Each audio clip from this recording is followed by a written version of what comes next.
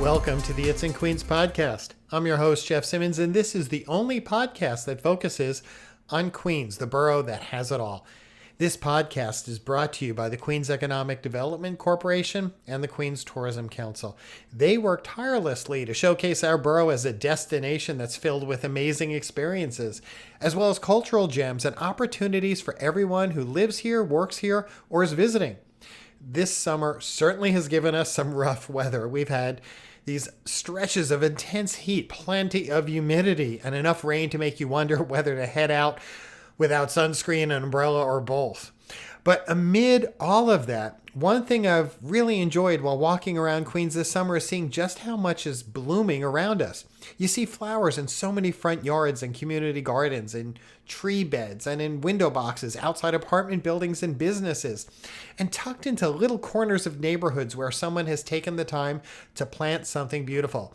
It's one of those reminders that even in a city as busy and crowded as New York, nature is never really that far away. Sometimes you just have to slow down enough to notice it.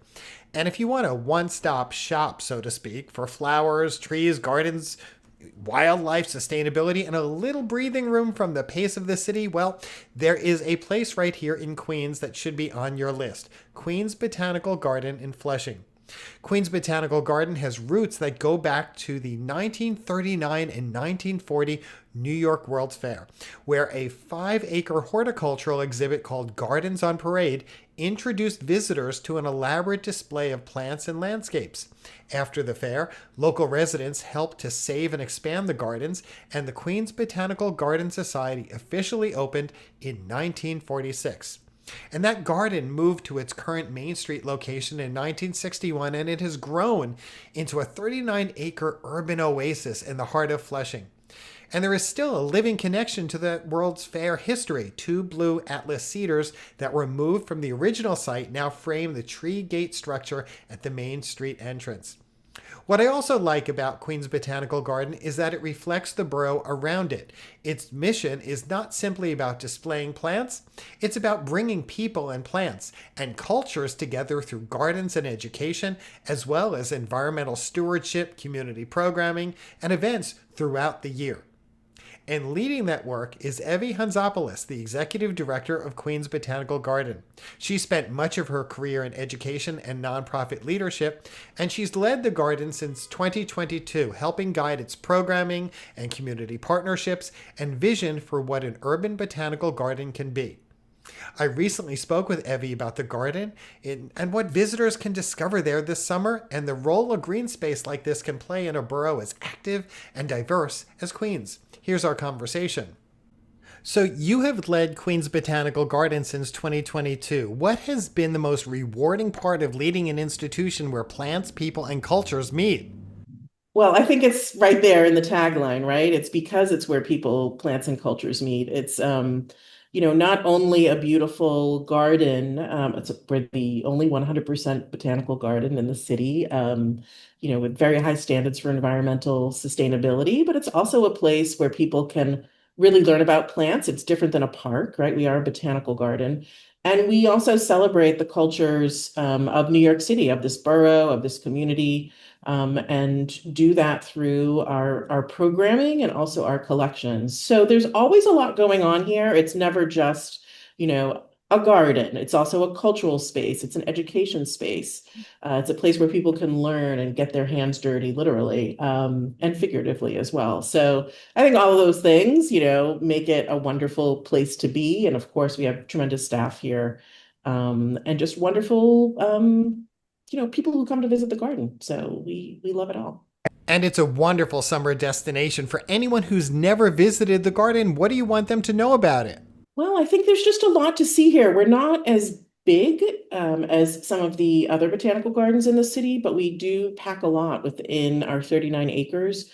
So, people can come and visit our herb garden and see herbs from around the world and how they're used for both medicinal purposes, culinary purposes, and just for other enjoyment as well. They can come and see our sunflowers in bloom right now, which is really wonderful. So they can see just different plants represented throughout the garden that are curated in certain ways. And of course, there's also open green space as well. So we do allow people to come and picnic here in our crabapple orchard, and just really enjoy kind of, getting in touch with nature. And also we have lots of summer programming as well. So it's kind of fun to come to a garden to experience culture and different kinds of events. We just had a big World Cup watch party, which I think was great. Like being able to come to a beautiful botanical garden and watch the World Cup, with 1,000 other people, I think was a lot of fun for people. So, there's it's special. It's special in that way. You're surrounded by nature, you can engage and experience lots of different things here. Things do not slow down over the summer. In fact, what's coming up later this month, August 22nd and 23rd for the 13th year, is Taiwan, a world of orchids. Talk a little about what visitors should expect from this year's event, because my husband was very happy to hear about this one. He wants to come by. Oh, good. Awesome. Well, let me know when he does come by because I'll be here that whole weekend. So we're really excited about this year. I mean, this is our 13th year, as you said. And really, it's, a celebration of many things, Taiwanese culture, of orchids, their significance, and then just, it gives people opportunities to see all these different varieties. And this year, we're actually partnering with the Orchid Growers Association and their floral designer team. They are coming and actually doing several installations here and displays. So we're really excited about that because they put on a big orchid show every year in Taiwan. So they're going to be bringing elements of that to Queens Botanical Garden. This is the first time we've partnered with them. And they're also bringing over 15 rare species, and 460 exotic orchids from Taiwan. They're shipping them over just for this exhibit. Of course, we'll have, the Phalaenopsis, the very popular moth orchids, as they're often called as well, and some other varieties, but they are actually literally having, over 400 orchids shipped here just for this particular show that we're doing during that weekend. So I think that's going to be really exciting. People will see some different and unusual orchids that we haven't typically had here at the garden, and also just the way that they're going to be presented, I think will be quite lovely because we have this wonderful design team who are going to be putting those together and have been working on those for months. It's not just about walking around and looking and seeing how beautiful the flowers are. You also have a number of interactive activities that are planned there. Yeah, so it's not just about the orchids, it's also about culture, Taiwanese culture and art as well. So we will have 5 artists were commissioned to do different artworks that will be installed here throughout the garden as well. We will have orchid care workshops, we'll have a traditional Taiwanese tea ceremony, we'll have a Chinese Diablo demonstration that's like a yo-yo. It's not the yo-yo that you would think of. You have to kind of come and see it. It's very large, and they do amazing, things with this wonderful, instrument. There's also, different art forms that are unique to Taiwanese culture. There's going to be some dough figurine art. We'll have some flower arranging as well. So there's lots of things for people to see and experience. We'll have crafts. Our staff will be doing kind of orchid themed crafts as well. And of course, we'll have like a Taiwanese, themed drinks, orchid themed drinks and beers as well for the adults, as well as mocktails and cocktails too. So it's really kind of enjoying the beauty of orchids, the beauty of the garden, and celebrating Taiwanese culture. And of course, that's not all that you do this summer, because you have a full calendar. I'd love for you to talk about other events that are coming up, like Crazy Rich Asians, a movie night. What's it like to experience a movie outdoors at the garden? And also, what should people plan on bringing or not bringing? Yeah, so our movie nights are really fun because we're out, they're outside. We have a big screen that we put up, and the garden is like so magical in the evening, as the sun sets. It is, for me, my favorite time here at the garden. So it's a really great opportunity to experience the garden at this very magical hour. We usually precede the movie with some kind of activity or craft or performance. So we will be having an opportunity for people to experience things before the movie starts. But people can bring a lawn chair, they can bring a picnic blanket, they can bring food, snacks. We don't prevent people from bringing in food to our movie nights. And they just, sit on 100% organic lawn that hasn't been sprayed with, any chemicals of any sort, and just really, I think cool off, at the garden in the evening under the stars watching, a fun movie. So that's what people experience. There are so many other opportunities, hands on volunteer opportunities as well, in horticulture, farming, and composting, helping Queens residents and visitors participate. Can you talk a little about the gardening experience? Well, that's what's so great. You don't need gardening experience because our staff are there to talk to people about the work that they'll be doing and oversee them. So if anyone is interested in, volunteering on the farm, so helping with the harvest, helping with weeding, helping with maintaining the farm, or if they want to work with our horticulture team, and help them with tree care or whatever the case may be, whatever projects they do, or our composting program, they can go to our website and just look under our calendar and they can see all the different volunteer opportunities that are available and just go and sign up and RSVP. So, we like people to be able to learn about nature, about horticulture, about sustainable agriculture, about composting in a very hands-on way. So these opportunities, I think, are really great. You can know how to compost in your brain, but to actually have the experience, hands-on, and understanding of the science behind it, and seeing how we compost, seeing our site, like all those kinds of things, I think make it for a very enriching volunteer experience. And you can walk away with those skills and take them back with you to your own home or community as well. I cannot believe that summer is close to ending soon in just a few weeks, and fall isn't that far away from us right now. I'm curious, what else should families and nature lovers, arts and culture audiences, for instance, look for? What are you most excited about that's on the horizon this fall? Yeah, well, we're going to have our annual Apples and Honey Day, which, we celebrate the honey harvest, and it's a nod to Rosh Hashanah as well, with apples and honey. But we'll have apple tasting, honey tasting. We'll have performances, different activities that people can participate in. So that's going to be, I believe it's September 6th, that's coming up. We're going to have uh,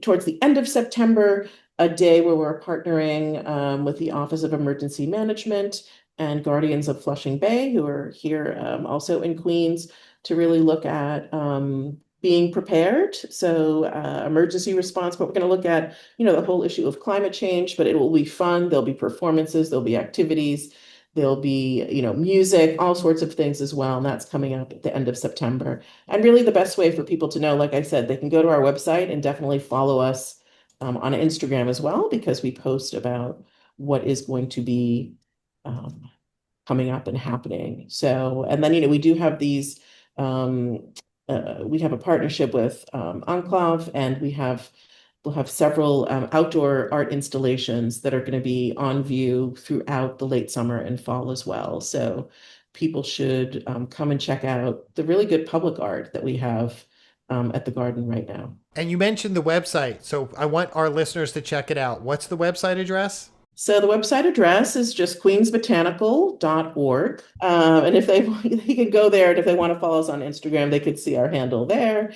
But it's at Queens Botanical Garden. That's our Instagram handle as well. Evie Hantzopoulos, thank you so much for your time. Always a pleasure to have you on the It's in Queens podcast. It's always good to be here. Thank you so much. And I hope to see you at the Orchid Show. Oh, and not just me. You'll be seeing my husband there soon, too. Thanks again. Oh, great. My thanks to Evie Hantzopoulos for joining us and giving us a closer look at Queens Botanical Garden. And one thing worth remembering is that it isn't a place where you just visit once and check off your list and move on. No, the garden changes with the seasons, and its calendar gives you reasons to keep going back throughout the year. Queens Botanical Garden highlights major seasonal celebrations that have become traditions for visitors, including Arborfest in the spring, Harvest Fest in the fall, and winter programming around the holidays. So there are plenty of ways to do more than simply walk around the grounds. So whether you go because you love roses or orchids, trees, birds, gardening, or photography, or you just want somewhere beautiful to walk through for a while, there's probably something there for you. And to see what's blooming, once again, I want to give you that website that Evie gave us, queensbotanical.org. That's queensbotanical.org. And of course, Queens Botanical Garden is only one of the many places worth getting out and exploring over the summer. There's so much else to do in Queens. And for a few more ideas, let's bring in Rob Mackay from the Queens Economic Development Corporation and the Queens Tourism Council. Each and every week, Rob sorts through the calendar and he points us towards some of the events and experiences that really are worth putting on your radar and on your calendar. Here's this week's report. Hi, Jeff. It's another jam-packed weekend in Queens, but I gotta go with one event, and I'm gonna go with something that involves a six-time Grammy-winning pianist who is going to be performing for the first time ever in the United States with another multi-award-winning musician. This time it's a bassist. I'm talking about Arturo O'Farrell and Vincent Hsu.